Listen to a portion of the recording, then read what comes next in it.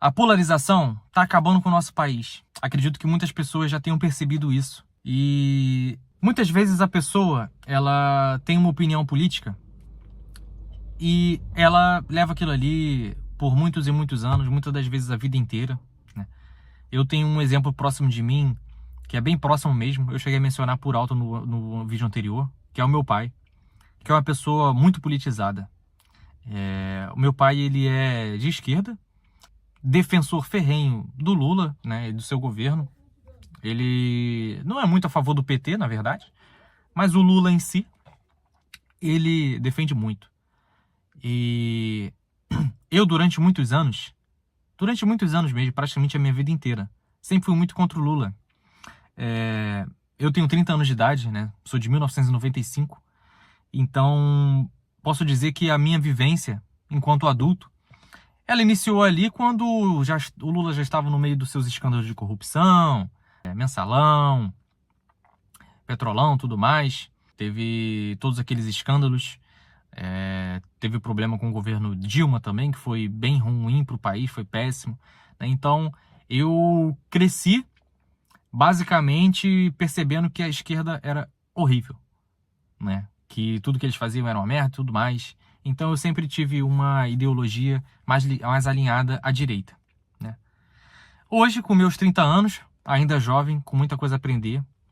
E uma das coisas que eu aprendi é o seguinte: independente de direita ou esquerda, independente de qual espectro você esteja, existem coisas que o espectro político não importa. E quais são essas coisas? São as coisas essenciais. As coisas que ambos os lados querem. E eu tô falando da população, não dos políticos. Os políticos, eu mencionei no vídeo anterior, eles estão jogando outro jogo. O jogo do poder. O jogo das regalias, o jogo do salário bacana. Eles estão jogando outro jogo. Agora, o jogo da sociedade. O que a gente deveria estar jogando? Será que a gente deveria estar jogando um contra o outro? Você que apoia o Lula, você que apoia o Bolsonaro, ou que não apoia nenhum dos dois e, de certa forma, você tem desprezo por quem apoia alguém, né? Eu hoje não apoio ninguém, sinceramente. Eu cheguei à conclusão, não sozinho, óbvio, né? Mas cheguei à conclusão com base não só na minha experiência de vida, mas também pela experiência dos outros. Eu acho que isso que uma pessoa inteligente deve fazer.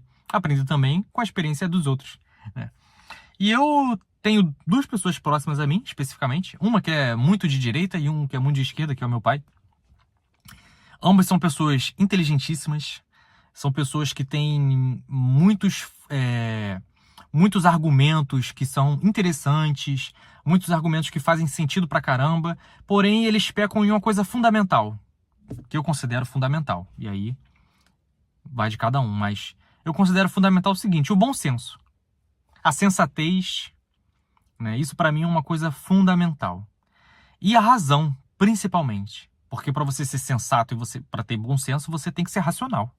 Essas duas pessoas, apesar de serem extremamente inteligentes, de serem bem informadas, de possuírem ali muitos argumentos top demais, em determinados momentos, quando a situação é algo indefensável, eles apelam para a paixão. E o que seria apelar para a paixão? Seriam levar, né, a conversa, o diálogo e tudo mais, a discussão, para um nível que não agrega em nada, porque se torna como se fosse uma torcida, uma partida de futebol em que você tem um time que torce para um lado e um time que torce para o outro. Quando um apontava para o outro o seguinte, vamos supor, o cara da direita apontava lá pro da esquerda o seguinte: o Lula foi preso, foi condenado em todas as instâncias e logo ele não deveria ser presidente. Correto? Não estou entrando aqui no mérito se ele deveria ter sido preso ou não, se foi parcial, se não foi, não vou nem entrar nesse mérito. Mas a questão é a seguinte: ele foi preso, foi condenado em várias instâncias, isso é fato. E por que ele virou presidente? Como que ele conseguiu virar presidente depois? Para quem não lembra, né, foi votado no Supremo Tribunal Federal a questão da imparcialidade, né, do Sérgio Moro no processo. E isso foi definido por um último voto. Qual foi o ministro que deu o último voto? Que permitiu com que o Lula viesse candidato novamente? E quem que elegeu esse ministro? Quem que elegeu, não. Quem nomeou esse ministro? Jair Bolsonaro. Quem lembra de Eduardo Bolsonaro dizendo: é muito melhor o Lula solto, porque ele vai reacender o sentimento antipetista. E aí eles acreditavam que isso faria com que o Bolsonaro fosse reeleito. E para surpresa deles, não foi. Então o que eu estou querendo dizer com isso, pessoal? Tanto o Lula quanto o Bolsonaro se favorecem da existência um do outro. Eles precisam um do outro. É como se fosse o vilão e o herói. Aí o vilão e o herói eles se invertem, né, de acordo com qual espectro político você tá. Mas se Lula e Bolsonaro é o herói e é o vilão, né, de cada espectro, eles não seriam, então, duas faces diferentes da mesma moeda? O Lula não representa para a esquerda o que o Bolsonaro hoje representa para a direita? E eu faço assim, direita, porque para a pessoa que é um pouco mais informada, a pessoa que já estudou sobre o tema, que sabe como funciona a questão do espectro político da direita, do conservadorismo e tudo mais, entende que Bolsonaro nunca foi de direita. Ele mesmo disse isso, né? Em algum momento aí, eu não vou lembrar qual, mas ele mesmo disse que ele sempre foi do centro. E essa é a verdade. Ele nunca foi de direita. Eu sei que é difícil para você que é bolsonarista conseguir enxergar isso, porque você está preso nessa mesma situação. Isso não quer dizer que você seja alguém burro, nada disso. Porém, você está lidando com o assunto com a sua paixão, com o seu sentimento. Tá faltando racionalidade, tanto para você que apoia o Lula, quanto para quem apoia o Bolsonaro. Porque é fato que ambos cometeram muitos e muitos e muitos e muitos e muitos erros durante os governos. Aí você fala: pô, Jorge, mas aí você quer que um político ele seja perfeito? Eu falo: não, eu não quero que ele seja perfeito. Eu quero que ele seja coerente. Coerente com o quê? Coerente com aquilo mesmo que ele prega. Coerente com aquilo que ele, antes de se eleger, ele tinha como pauta, como bandeira que era levantado. O Bolsonaro teve uma possibilidade única de mudar o Brasil. Ele foi eleito ele tinha a maior bancada, ele conseguiu ministros que eram todos fora da política inicialmente, né? Então eram ministros novos, não foram indicados ali por força de partidos e tal, por uniões ali de partidos, né? Que indicam ali as suas pessoas que vão ficar naquele cargo, porque, como eu falei, é o jogo do poder, né? E o Lula, pelo contrário, o Lula ele é o cara do jogo do poder.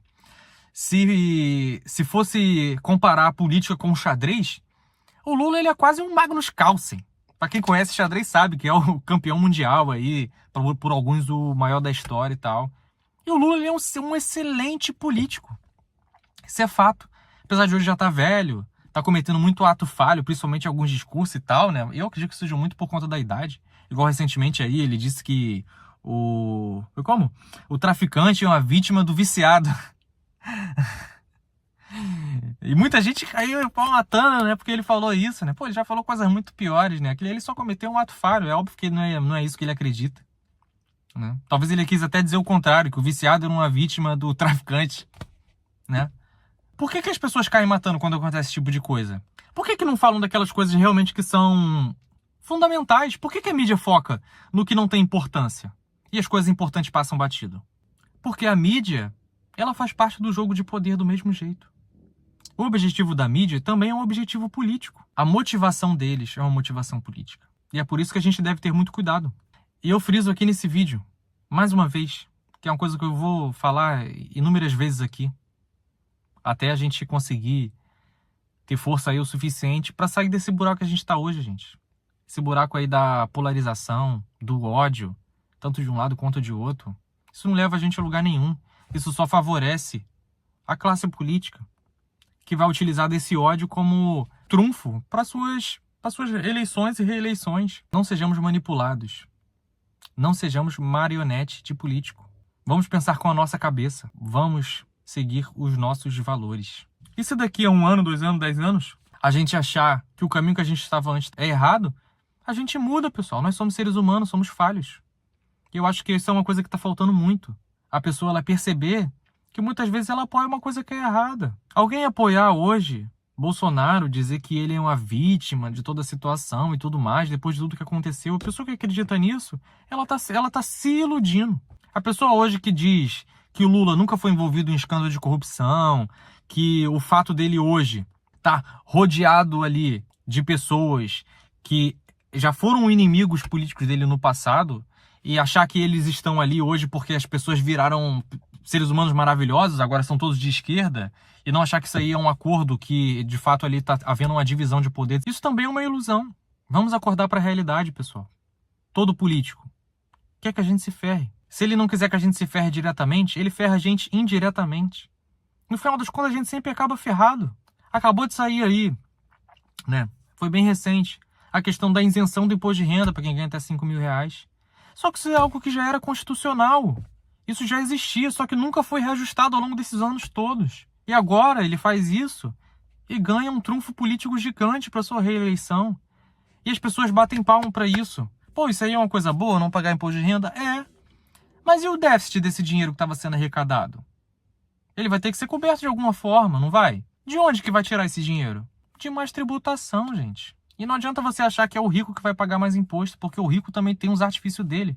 Vocês não podem esquecer o seguinte: os maiores ricos, a grande maioria deles hoje são os políticos. Vai ver a casa que esses políticos têm, vai ver o patrimônio que eles têm.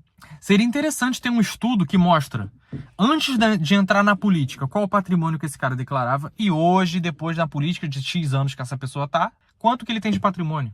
Seria interessante, não sei se tem, depois eu vou até pesquisar. Política virou profissão, e não deveria. A política é praticamente, na minha visão, deveria ser, né, como se fosse um sacerdócio, um serviço comunitário, sabe? Porque o objetivo ali não deve. O objetivo da política não deve ser financeiro. O objetivo da política deve ser algo para o benefício dos outros, uma coisa filantrópica. E não é. E você acredita que seja? Você acha que os políticos que estão lá, eles pensam dessa forma? Ganhando dinheiro pra caramba, trabalhando pouco, com uma super influência. Por que eles estão abdicando? Agora nós, sociedade, população, a gente está abdicando de muita coisa por deixar esse desgoverno aí que tá, não vou dizer de agora, de muitos anos, de décadas, que a gente está largado. Se a gente continuar nessa situação, a gente está ferrado. Mais ainda, a gente só está se ferrando. Quem é mais velho vai ter essa facilidade, né? Que viveu ali a hiperinflação e tudo mais.